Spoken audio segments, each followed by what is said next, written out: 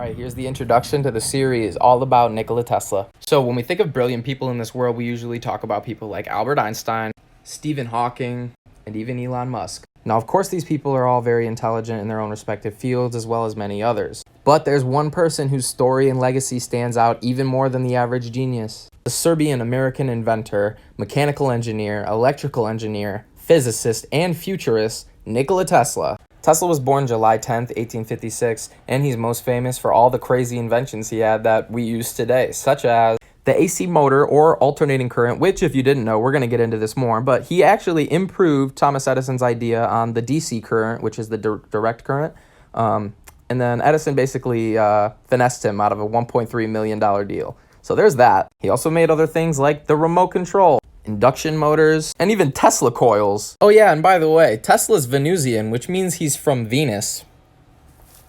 Here's the Tesla series part 1. So Tesla had a mind of the rarest kind. He could literally memorize entire books and visualize inventions with pinpoint accuracy. Once he had the concept for an invention visualized, he then would bring it to life. In comparison, most scientists and engineers are very narrow-minded in their thinking, unlike Tesla. From an early age, it was pretty clear that Tesla was a remarkable kid with very impressive skills. While he was in high school, he was able to perform integral calculus in his head, and it was so unusual that his teachers actually thought he was cheating.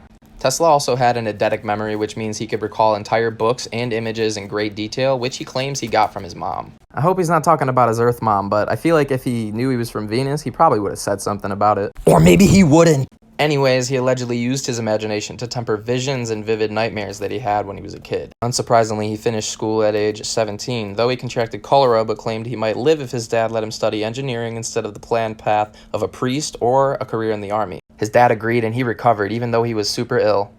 Here's the Tesla series part 2. So after his recovery, Tesla's father followed through with the agreement, letting him study engineering at a university.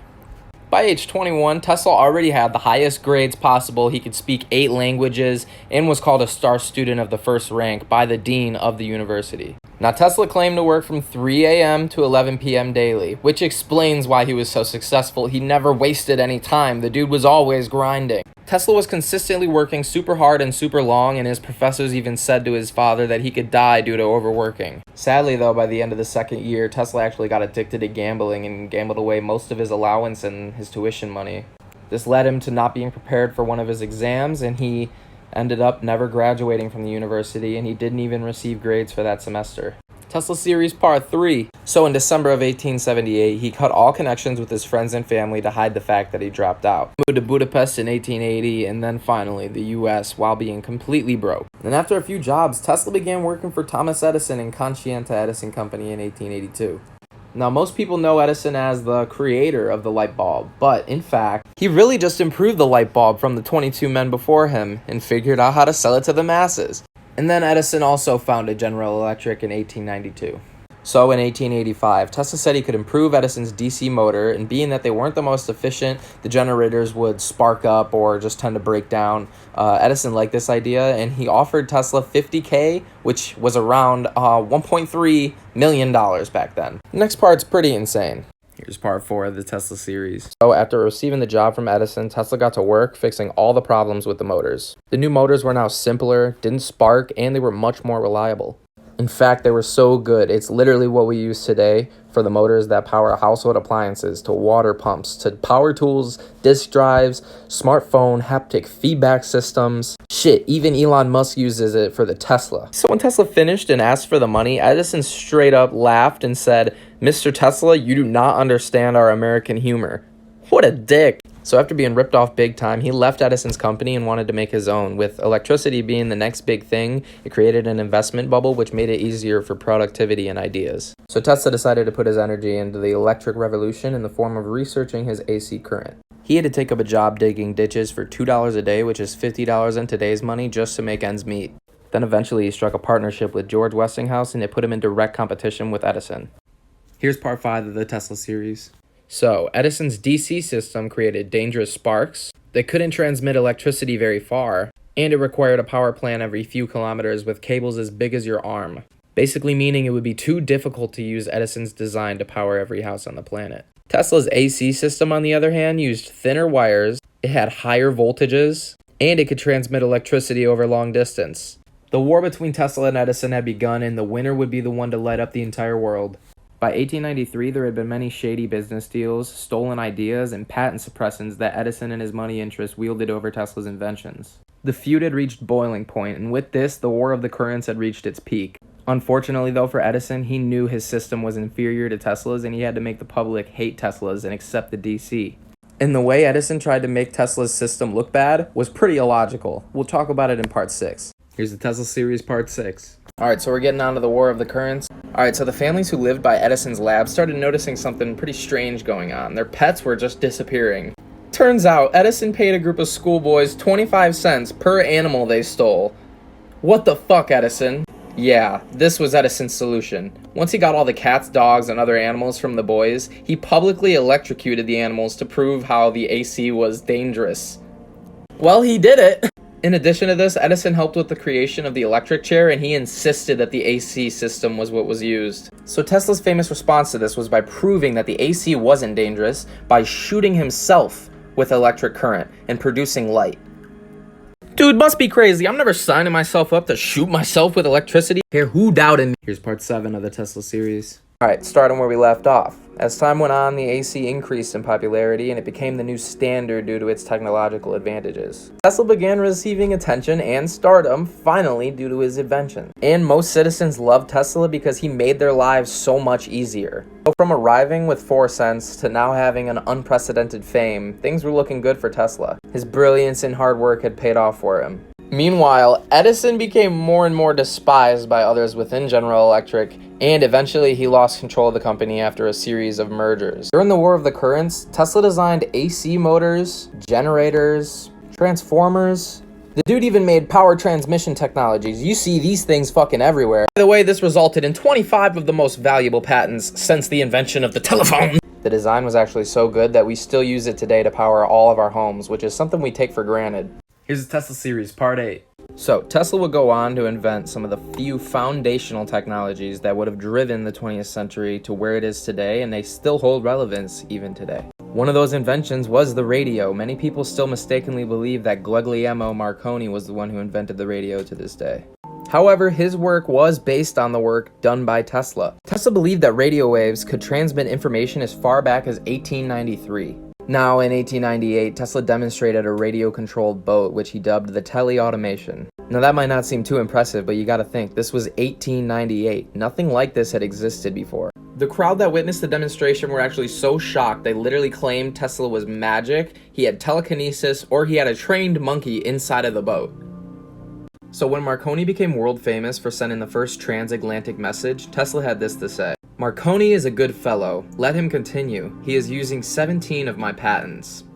Here's part 9 of the Tesla series. So next up is actually X-rays. Tesla actually discovered X-rays before Wilhelm Röntgen was credited with the discovery.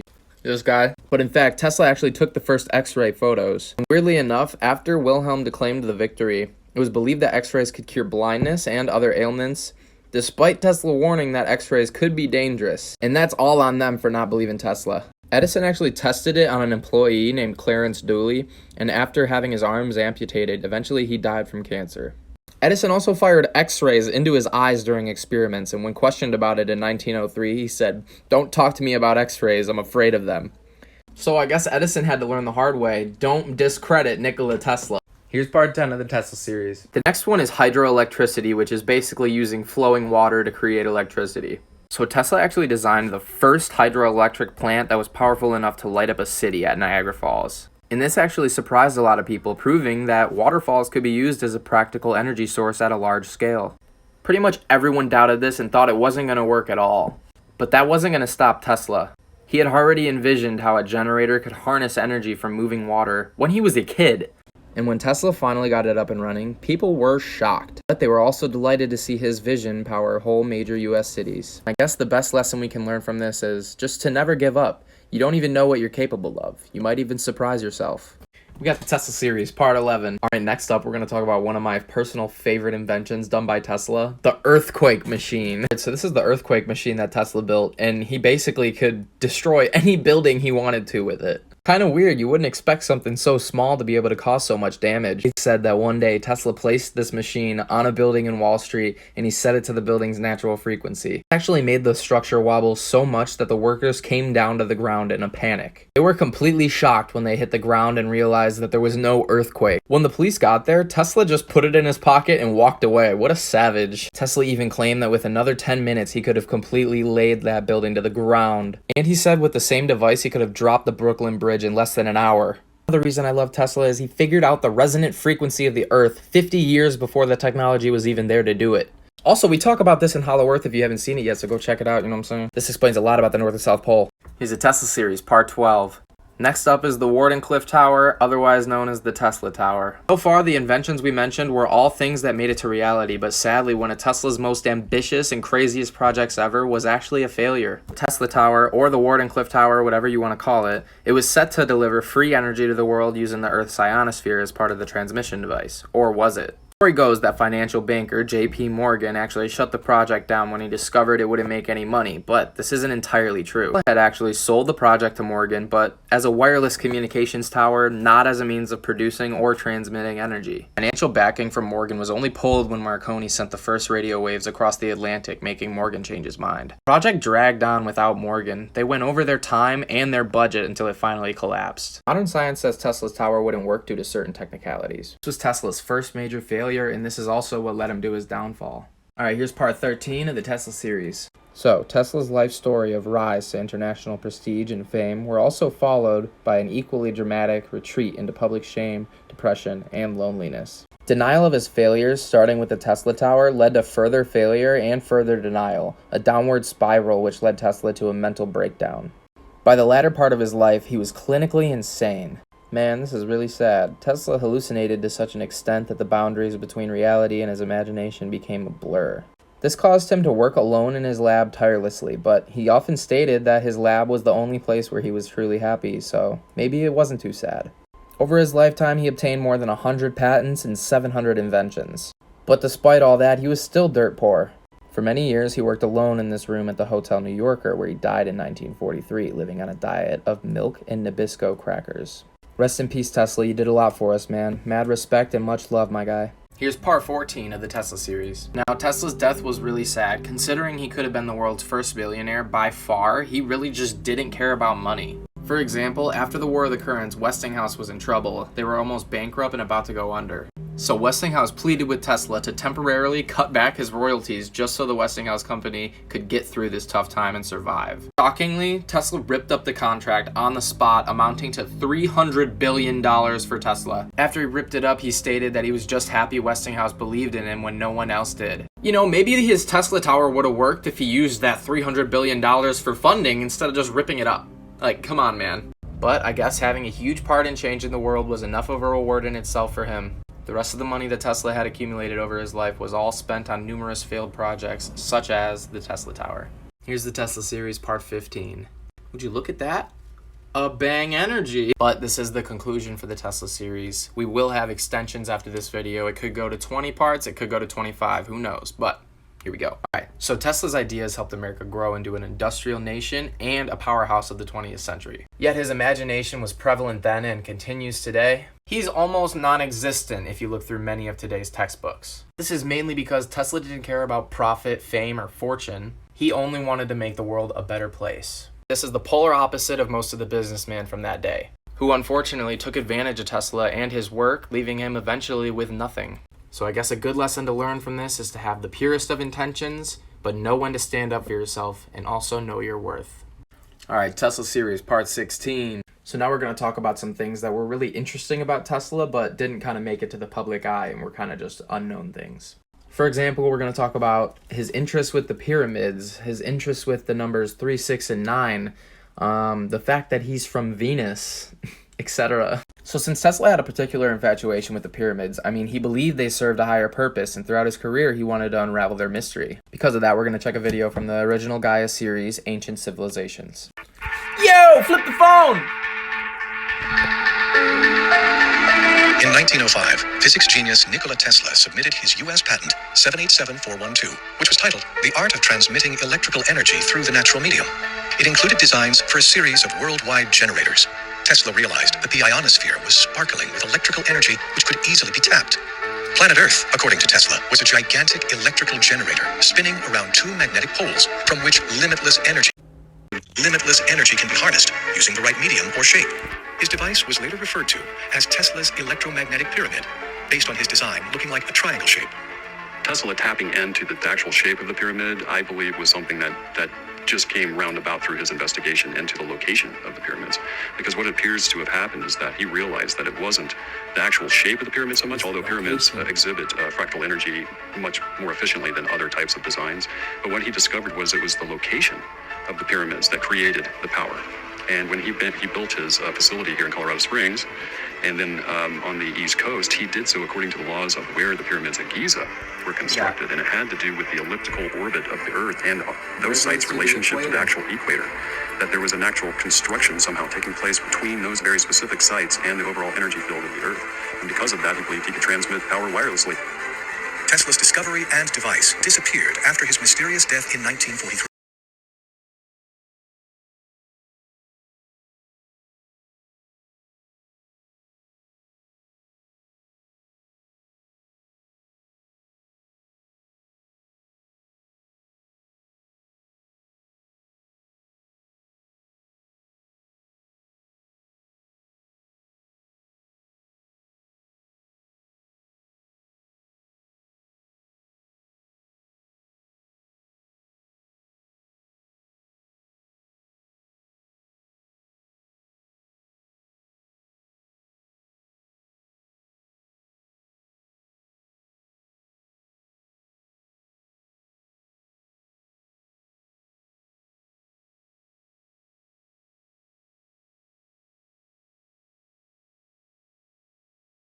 Tesla Series Part 19. Alright, let's cover it. Soon after Tesla died in 1943, many government agencies from the FBI to the Office of Alien Property and the Office of Scientific Research and Development were called to investigate all of the documents that Tesla left behind. Can someone tell me why the Office of Alien Property went to go investigate Tesla after his death? I'll tell you, because he's an alien and he's from Venus. Like, there's literally no other reason. Why else would they go? It gets even better. Coincidentally, Dr. Trump was working with the OAP at the time and personally analyzed Tesla's documents for several days. He concluded that Tesla's thoughts and efforts during the past 15 years were primarily a speculative, philosophical, and somewhat promotional character often concerned with the production and wireless transmission of power, but did not include new, sound, workable principles or methods of realizing such results. Damn. Some people say Dr. Trump had downplayed Tesla's discoveries and kept some of them for his own research purposes. Tesla Series Part 20. Okay, so what I'm seeing is it actually was the Office of Alien Property who seized many of his documents, and in the height of World War II, he claimed to have invented a powerful particle beam weapon known as the Death Ray. I mean, obviously that would be pretty valuable in the ongoing conflict. Rather than risk Tesla's technologies falling into the hands of American enemies, the government swooped in and took possession of all the property and documents from his room at the New Yorker hotel. So what happened to Tesla's files from that point on, as well as what was actually in the files, remains shrouded in mystery and ripe for conspiracy theories. So after years about fielding questions about possible cover-ups, the FBI finally declassified some 250 pages of Tesla-related documents. Of course, this was under the Freedom of Information Act in 2016. Bureau followed up with 2 additional releases, the latest in March 2018. There's still so many questions even with the publication of these documents. And some of Tesla's files are still missing. It's a little suspicious. Tesla Series Part 21. So at the time, the FBI pointed to Dr. Trump's report as evidence that Tesla's vaunted death ray particle beam weapon didn't exist, outside of rumors and speculation. In fact, the US government itself was split in its response to Tesla's technology. Mark Seifer, author of the biography Wizard, The Life and Times of Nikola Tesla, says a group of military personnel at Wright-Patterson Air Force Base in Dayton, Ohio, including General Craig, had very different opinions on Tesla's ideas. Mark said that General Craig was actually the first person to ever fly a jet plane for the military, so he was like the John Glenn of the day. He also said there's something to this, the particle beam weapon is real. 2 different groups. One group is dismissing Tesla's invention and another group is saying that there's really something to it. The missing files. So when Tesla died, his estate went to his nephew, Sava Kasanovic, who at the time was the Yugoslav ambassador to the US. Some in the FBI actually feared that Sava was going to release this information to the public and even considered arresting him to prevent this. Here's the Tesla series, part 22. Okay, so in 1952, after a U.S. court declared Kasanovic the rightful heir to his uncle's estate, Tesla's files and other materials were sent to Belgrade, Serbia, where they now reside in a Nikola Tesla museum. But while the FBI originally recorded some 80 trunks among Tesla's effects, only 60 arrived in Belgrade. Cypher said maybe they put 80 into 60, but there is the possibility that the government did keep the missing trunks. Which, knowing our government, is honestly more likely than them putting 80 into 60. Despite John G. Trump's dismissive assessment of Tesla's ideas, right after his death, the military still tried to incorporate the particle beam weapon in the decades following World War II. Cypher says notably inspiration of the death ray was fueled by Ronald Reagan's Strategic Defense Initiative or Star Wars program in the 1980s. He then explains how if the government is still using Tesla's ideas to power its technology, then that could explain why some files related to the inventor still remain classified. Here's the Tesla series, part 23. Now we're going to touch on vortex math and Tesla's obsession with 369. According to Nikola Tesla, 369 is the key to the universe. Tesla became so obsessed with this 369 that he would drive around a building 3 times before going inside of it. He cleaned his place with 18 napkins, lived in hotel rooms only with the number divisible by 3. He made calculations about things in their immediate environment just to make sure the result was conceivable by 3. What? And he based his choices on the results. He did everything in sets of 3. What is Nikola Tesla trying to make us understand? We must understand that we did not create mathematics. We discovered them. It is the universal language and law. No matter where in the universe you are, 1 plus 2 will always equal 3. Everything in the universe obeys this law. These forms are in nature, but the ancients emulated these forms in construction. If Nikola Tesla's obsession was with these numbers, and his goal was to define his location and time and space, could it be possible that ancient humans created monuments like the Great Pyramids to remind us of these truths? Here's the Tesla series, part 24.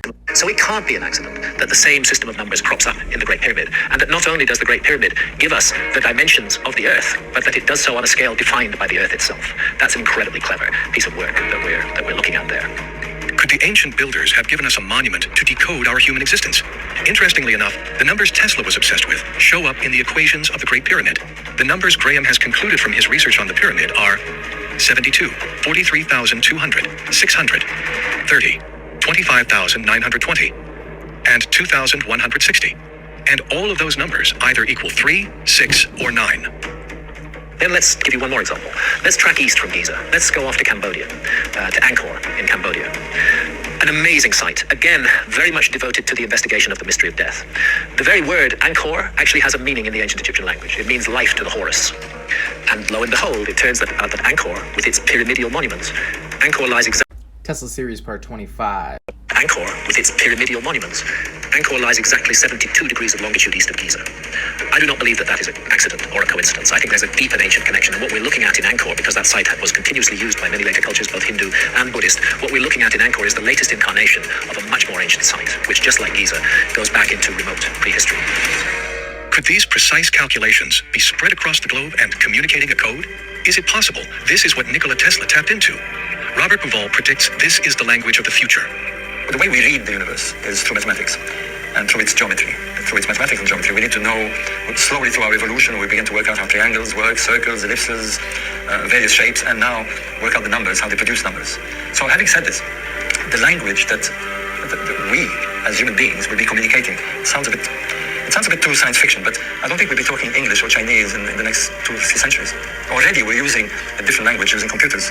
I think we'll be Tesla series, part 26. Alright, so today we're going to take a break from learning about Tesla and we're going to be learning how to use his 369 method for manifesting. So the 369 manifestation method is basically a law of attraction ritual, which allows you to write things down and get on the same frequency as your goals, and it allows you to bring them into your life, basically. So for step 1, you're going to choose 3 affirmations for things that you want to manifest into your life. For example, I'm so grateful I have a loving relationship in my life, or I'm so grateful I have money flowing to me wherever I go, things like that. Step 2 is reviewing your affirmations 6 times a day. Yes, 6 times. Tesla said everything is energy, vibration, and frequency, so when you're consistently getting on the same frequency over and over again, guess what's going to start to show up in your life? I've been manifesting a lot recently, and it's been working for me. Step 3 is to review them for 9 seconds each, which is 27 seconds 6 times a day. And if you're telling me you can't do that, then I'm willing to argue you just don't want it bad enough. If you do this, I'm sure it'll bring your manifestations closer to reality, but not without your help. You gotta put the work in. This is Tesla Series Part 26.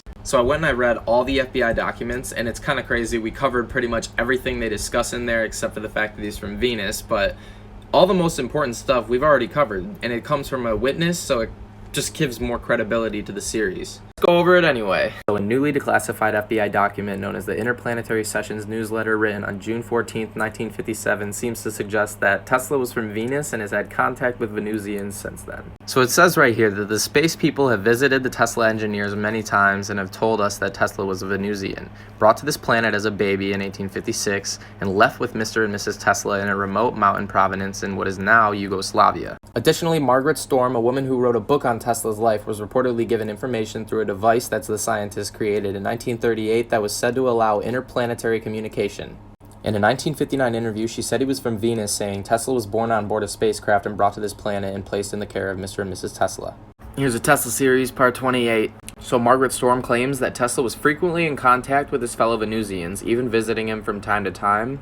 In the interview, she states that Tesla had many visitors who arrived in spaceships and that most of them come from Venus. So according to the document, Margaret Storm was writing a book on Tesla, and basically she was assigned to certain work with these space people to get information on Tesla. So it says in the document, much of the data for this book has been supplied to Mrs. Storm through transcripts received on the Tesla set, a radio-type machine invented by Tesla in 1943, and his engineers did not build the Tesla set until after his death. It was placed in operation in 1950, and since that time, the Tesla engineers have been in close touch with spaceships. And then it says that although the space people bluntly inform us that as a race we are too lazy, spiritually we must become more potent if we are to hold this planet together against the efforts of the dark forces to blow it to bits. That's the quote. Like, what the hell? I guess the FBI knows what's really going on in the world. If they put it in here, they must. Tesla Series Part 29. Alright, so on Medium.com, they posed the question, is Venus to thank for Tesla's inventions? And, well, many said that without Tesla's contributions, the development of the entire world as we know it would not nearly be as far along as it is today. They said based on the number of patents that Tesla had on record, in addition to the nearly 500 patents that he either sold or did not register, Tesla would have had to create an unbelievable 20 inventions every year. Put more plainly, he would have had to invent something that nobody on Earth had ever seen once every 20 days. Now they bring up a great point. If Tesla really is from Venus and his great inventions are simply just Venusian technology that was granted to the human world, I mean, what is the motive behind the aliens teaching mankind about their technology? Like, going so far to even allow us to wield it? And what was the point of coming to Earth? Like, is Tesla the only Venusian, or is there many more too? And I mean, if this is true, this raises the other question, how much of what we have today is Venus to thank for? Here's a Tesla Series Part 230. So according to Medium.com, they continue with rumors of aliens hiding within the United States, such as occupying Area 51, have been the focus of public opinions for decades. Some even claim that the United States has discreetly wielded alien technology in order to stay ahead of the game, dominating other world powers on a military and technological level. They go on to say that presidents of the United States are known to have access to this classified information. So how much do presidents, past and present, really know? Beyond that, how much is known to the officials whose faces are unknown to the world and who have classified access to even more information than that? They go on to say that the Interplanetary Sessions newsletter seems to leave us with more questions than answers. Still, it's a remarkable finding for those who believe in alien visitors to our world. This is very true. This is crazy. More and more often, the release of declassified government documents surrounding UFOs and extraterrestrial life, and our government's longtime knowledge of it, seem to be preparing us for full disclosure. All I'm saying is the world could be a lot different in 10 years. Here's the final for the Tesla series, part 31. Well, I had a great time making this series, and it was one of my favorites, if I'm going to be honest. I'm glad you guys enjoyed the information as well. It's entirely possible that I left out some information, but for the most part, I feel like I got the most important information that's out there about Tesla, and I'm pretty sure we covered all of it. I'm so happy Tesla's finally getting some of the recognition he deserves. I mean, rightfully so. We use 90% of his technology in our household homes today, so it's pretty crazy that you don't learn about him more in school or in textbooks. And this was due to the fact that he didn't care about money or fame. He really just wanted to better the future of humanity, and that's another reason why he's just one of the greatest of all time. Like, in terms of history, he's definitely up there. Well, I guess I'll end it off here. I'm glad you guys enjoyed learning about Tesla as much as I enjoyed making the videos. So if you have any ideas about what videos or what series you want me to do in the future, please leave a comment below. Have a nice day.